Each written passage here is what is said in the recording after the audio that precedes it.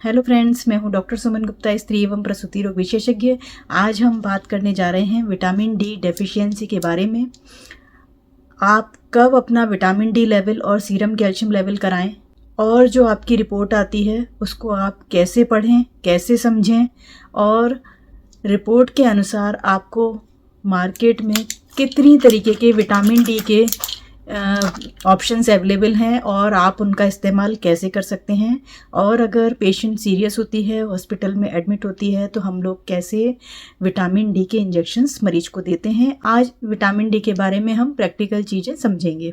दोस्तों, vitamin D की जो डेफिशिएंसी है वो बच्चे से लेकर वृद्ध जनों तक किसी भी उम्र में हो सकती है और महिलाओं में स्पेशली विटामिन डी की डेफिशिएंसी होने के चांसेस ज़्यादा होते हैं क्योंकि वो प्रेग्नेंट होती हैं और बच्चे पैदा करती हैं और मेनोपॉज के समय पे बहुत तेज़ी से उनके शरीर में विटामिन डी और कैल्शियम की कमी होने लगती है। दोस्तों, सबसे पहले बात करते हैं कि विटामिन डी बनता कैसे है। विटामिन डी आपके शरीर में जो स्किन की लेयर है उसके अंदर बनता है। जब आप धूप में बैठते हैं तो सनलाइट में जो अल्ट्रावायलेट रेज होती हैं वो आपकी स्किन में विटामिन डी की सिंथेसिस करती हैं और इस विटामिन डी को एक्टिव फॉर्म में लाते हैं आपके लिवर और किडनी। इसलिए आपको सनलाइट में बैठना बहुत ज़रूरी है, आपको धूप में जाना और खेलना बहुत ज़रूरी है ताकि आपके शरीर में विटामिन डी की मात्रा ठीक रहे और साथ में आपके लिवर और किडनी की हेल्थ भी ठीक रहना बहुत ज़रूरी है। दूसरा, जिन देशों में धूप बहुत कम निकलती है तो वहाँ पर लोगों को विटामिन डी की डेफिशिएंसी होने के चांसेस बहुत होते हैं। तो डाइट के द्वारा, फोर्टिफिकेशन के द्वारा और सप्लीमेंटेशन के द्वारा वहाँ पर विटामिन डी की कमी को पूरा किया जाता है। तो कौन सी ऐसी डाइट होती है जिसके द्वारा आप अपने विटामिन डी की पूर्ति कर सकते हैं।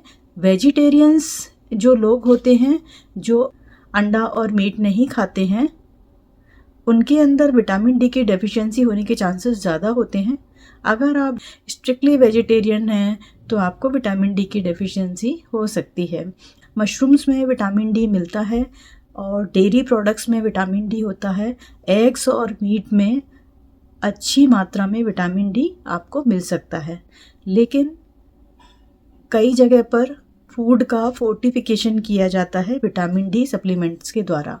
और अगर बहुत ज़्यादा डेफिशिएंसी विटामिन डी की पाई जाती है तो विटामिन डी की मेडिसिन्स प्रिस्क्राइब की जाती हैं। अगर बच्चों में विटामिन डी की डेफिशिएंसी हो रही है तो बच्चों की जो ग्रोथ है वह कम होने लगती है, उनकी हड्डियां कमज़ोर होने लग जाती हैं, उनके जॉइंट्स मुड़ने लग जाते हैं, हड्डियां टेढ़ी होने लग जाती हैं। और छोटे बच्चों में विटामिन डी की डेफिशिएंसी से रिकेट्स नाम की बीमारी हो जाती है।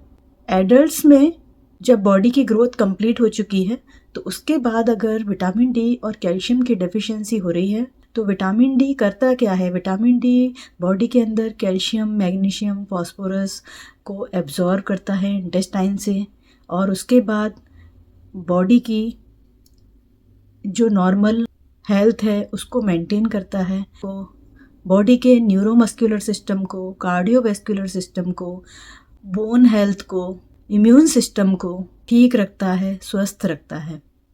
अगर आपके शरीर में विटामिन डी की डेफिशिएंसी हो रही है तो आपको ऑस्टियोमलेशिया हो जाता है, जिसका मतलब है कि आपकी बोन्स में कैल्शियम की कमी हो रही है, बोन्स कमज़ोर हो रही हैं और ऑस्टियोपोरोसिस होने लगती है। इसकी वजह से आपके बोन्स में दर्द होने लगता है, आपकी मसल्स में दर्द होने लगता है, आपको रात को क्रैम्प्स आने लगते हैं और शरीर में सुन्नपन होने लगता है। इसके अलावा साइकोलॉजिकल सिम्टम्स भी होते हैं। रात में आपको नाइट स्वेट्स हो सकते हैं, अधिक पसीना आ सकता है, घबराहट हो सकती है, आप भूलने की बीमारी आपको लग जाती है और चिड़चिड़ापन आता है, इरिटेबल बिहेवियर हो जाता है, आपको जल्दी जल्दी गुस्सा आने लगता है और धीरे धीरे आप डिप्रेशन में जाने लगते हैं और आपको लगता है कि आप के शरीर में जान नहीं है, थकान हो रही है, सांस लेने में परेशानी होने लगती है और आप सोचते हैं कि आपको कोई बीमारी हो गई है, लेकिन जब आप अपने हार्ट लंग का चेकअप कराते हैं, अपने शरीर का चेकअप कराते हैं, तो आपको कोई बीमारी निकल कर नहीं आती है। लेकिन जब आप अपने ब्लड टेस्ट कराते हैं तो आपको विटामिन डी और सीरम कैल्शियम की कमी देखने को मिलती है। हाई ब्लड प्रेशर के पेशेंट में, डायबिटीज़ के पेशेंट में, कार्डियोवैस्कुलर डिजीज़ वाले पेशेंट में, कैंसर के पेशेंट में, मोटे लोगों में अक्सर विटामिन डी की डेफिशिएंसी देखने को मिलती है। अगर आपको बहुत ज़्यादा थकान हो रही है, आपके हाथ पैरों में दर्द हो रहा है, जोड़ों में दर्द हो रहा है, आपका मन खराब हो रहा है, आपको डिप्रेशन लग रहा है, तो आप अपना सीरम कैल्शियम लेवल और सीरम विटामिन डी लेवल ज़रूर कराइए। पैथोलॉजी लैब में जाकर आप विटामिन डी का टेस्ट करा सकते हैं और विटामिन डी कराने के लिए आपको करीब 600 रुपये से लेकर 700 रुपये तक का चार्ज लग सकता है। डिपेंड करता है कि पैथोलॉजी कितना चार्ज लेती हैं। और इसकी रिपोर्ट जब आपको मिलती है तो आप रिपोर्ट को कैसे पढ़ें। आपकी विटामिन डी लेवल की एक रिपोर्ट आती है जो कि नैनोग्राम पर ml की यूनिट में हो सकता है या फिर नैनोमोल्स पर लीटर की यूनिट में हो सकता है। नीचे रिपोर्ट में आपकी रेफरेंस वैल्यूज़ लिखी होती हैं जिसमें 4 वर्ड्स लिखे होते हैं: डेफिशिएंसी, इनसफिशिएंसी, नॉर्मल और इंटॉक्सिकेशन या टॉक्सिसिटी। डेफिशिएंसी का मतलब होता है कि आपके शरीर में विटामिन डी की कमी हो रही है और आपको ट्रीटमेंट कराने की ज़रूरत है।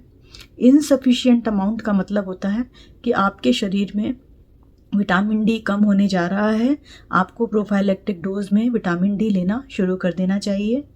और सफिशिएंट अमाउंट का मतलब होता है कि आपका विटामिन डी नॉर्मल है, आपको ट्रीटमेंट लेने की कोई ज़रूरत नहीं है।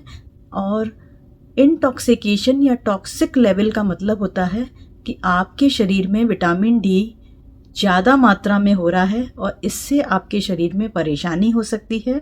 अगर विटामिन डी लेवल आपके शरीर में ज़्यादा हो रहा है तो आपको कैल्शियम का एब्जॉर्प्शन ज़्यादा होगा, आपके शरीर में इंटॉक्सिकेशन की वजह से स्टोन फॉर्मेशन हो सकता है और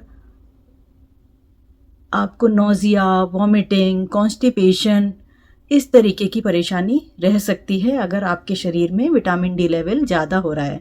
क्योंकि प्राय ऐसा देखा गया है कि एक बार डॉक्टर अगर पेशेंट को विटामिन डी प्रिस्क्रिप्शन लिखते हैं तो मरीज अपने आप ही सालों तक विटामिन डी लेते रहते हैं और उनके अंदर विटामिन डी की टॉक्सिसिटी हो जाती है। इसलिए एक बार ट्रीटमेंट चलने के बाद 2.5-3 महीने बाद आपको विटामिन डी टेस्ट करा लेना चाहिए ताकि आप यह देख सकें कि आपके बॉडी में विटामिन डी नॉर्मल हो गया है कि नहीं हो गया है।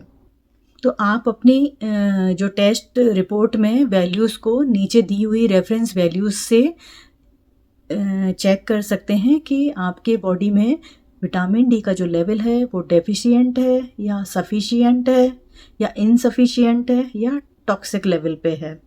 इसके अलावा आप अपना सीरम कैल्शियम लेवल करा सकते हैं। आप बोन मिनरल डेंसिटी टेस्ट करा सकते हैं जिसको शॉर्ट में BMD कहते हैं, जिससे आपको ऑस्टियोपोरोसिस का पता लग जाता है। और जिन लोगों में ऑस्टियोमलेशिया और ऑस्टियोपोरोसिस होना शुरू हो जाती है उनको मसल पेन रहने लग जाता है, जल्दी जल्दी फ्रैक्चर होने लग जाते हैं और वह बार बार गिरने लगते हैं और गिरने की वजह से उनको फ्रैक्चर की संभावना और ज़्यादा बढ़ जाती है। रात को सोते समय हाथ पैरों में क्रैम्प्स आने लगते हैं।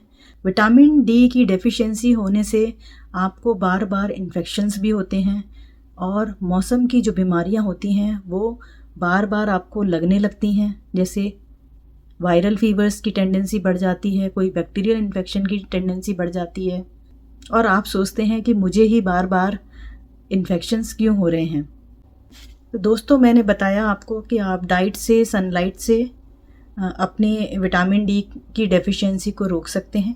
इसके अलावा मार्केट में बहुत सारे ऐसे फूड प्रोडक्ट्स आते हैं जिनको विटामिन डी से फोर्टिफाइड किया जाता है। कई फॉर्म में विटामिन डी सप्लीमेंट्स आते हैं जो कि डॉक्टर्स आपको आपकी रिक्वायरमेंट के हिसाब से लिखते हैं। सबसे पहले मार्केट में विटामिन डी के डेली डोज फॉर्मुलेशंस मिलते हैं जो कि कैल्शियम कार्बोनेट के साथ होते हैं और इसमें करीब 2000 इंटरनेशनल यूनिट विटामिन डी होता है, 500 मिलीग्राम कैल्शियम होता है और किसी किसी फॉर्मुलेशंस में फोलिक एसिड और विटामिन B12 का भी कॉम्बिनेशन आपको मिलता है। ये जो टैबलेट्स होती हैं वह डॉक्टर के प्रिस्क्रिप्शन के हिसाब से एक गोली रोज़ या फिर एक गोली सुबह शाम के हिसाब से डॉक्टर आपको प्रिस्क्राइब करते हैं। अगर आपके अंदर विटामिन डी की डेफिशिएंसी आ रही है तो डॉक्टर्स आपको इस तरीके के कैप्सूल्स लिखते हैं जिसमें कि एक कैप्सूल के अंदर 60,000 इंटरनेशनल यूनिट विटामिन डी होता है और इसके अलावा कुछ आजकल सबलिंगुअल स्ट्रिप्स भी आती हैं।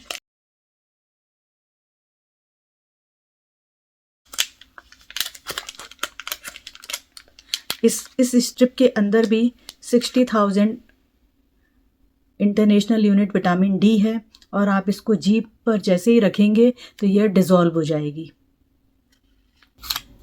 कुछ मल्टीविटामिन्स के साथ भी विटामिन डी के कॉम्बिनेशंस आते हैं और कई बार लिक्विड फॉर्म में भी विटामिन डी आपको मिलता है जिसमें 60,000 इंटरनेशनल यूनिट विटामिन डी होता है। इंजेक्शन्स में भी विटामिन डी आता है जिसमें एक इंजेक्शन हर 3 महीने से लेकर 6 महीने पर इंट्रामस्कुलर लगाया जाता है और 3 महीने के बाद विटामिन डी लेवल करवाकर डोज को रिपीट किया जा सकता है। और आईसीयू में जो सीरियस हालत में हमारे यहाँ पेशेंट एडमिट होते हैं उनका अगर लेवल 12 नैनोग्राम पर ml से कम आ रहा है तो हम विटामिन डी आईवी रूट से भी लगाते हैं।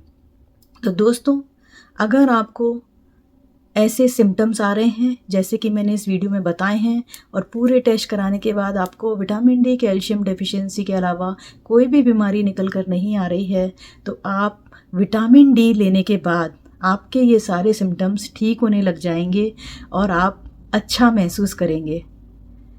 तो दोस्तों, अगर आप मेरे से कोई सवाल पूछना चाहते हैं तो आप मेरे YouTube चैनल के कमेंट बॉक्स में डालकर पूछ सकते हैं और अगर आप मेरे से कोई पर्सनल कंसल्टेशन करना चाहते हैं तो मेरी जो वेबसाइट है उससे अपॉइंटमेंट बुक करके मेरे से कंसल्टेशन कर सकते हैं।